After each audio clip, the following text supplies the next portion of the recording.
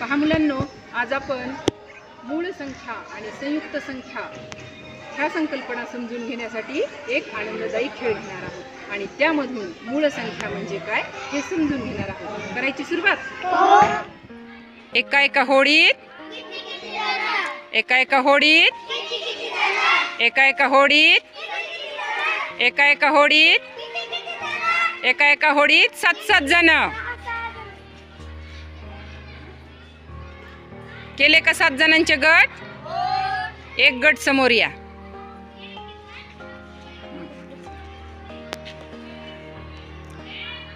तुम्ही 7 जणांनी मला 7चा अशा प्रकारे गट करून दाखवायचा आहे की प्रत्येक गटात समान विद्यार्थी असले पाहिजेत।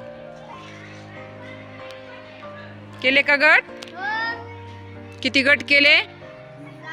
प्रत्येक गटात किती विद्यार्थी आहेत? आणखी वेगळ्या प्रकारे गट करून दाखवा।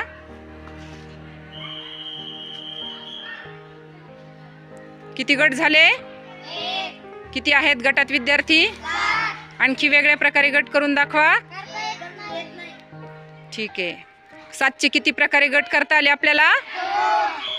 ठीक आहे, चला। एका एका होडीत एका एका होडीत एका एका होडीत एका एका होडीत 6-6 जण झाले का? 6 जणांचे गट। एक गट समोर या।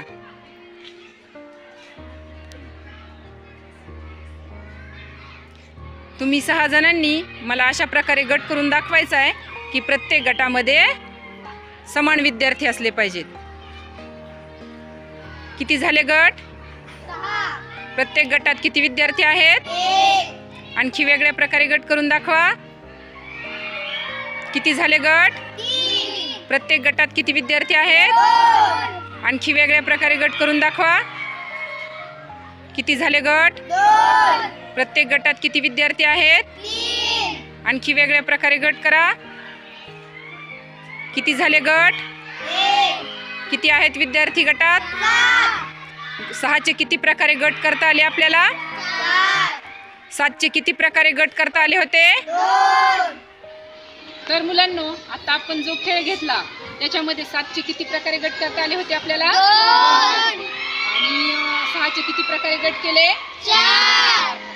तर याच्यावरून एक गोष्ट तुमच्या लक्षात आली असेल की 7चे आपल्याला फक्त 2च प्रकारे गट करता आले। एक म्हणजे 7चा एक गट आणि एक विद्यार्थ्याचे 7 गट, हो की नाही? तर याच्यावरून एक गोष्ट लक्षात घ्यायची आहे की 7ला फक्त 1 आणि 7 या संख्यांनीच भाग जातो। तर अशा संख्यांना म्हणायचं मूळ संख्या।